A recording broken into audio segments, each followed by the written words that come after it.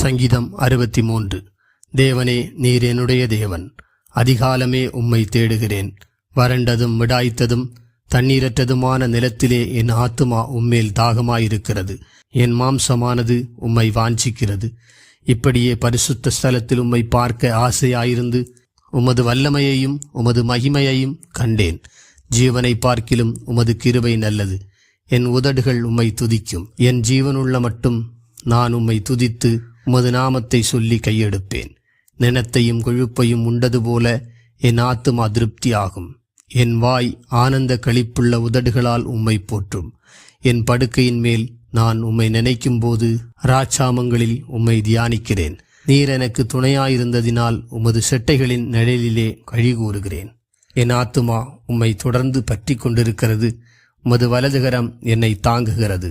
என் பிராணனை அழிக்க தேடுகிறவர்களோ பூமியின் தாழ்விடங்களில் இறங்குவார்கள்.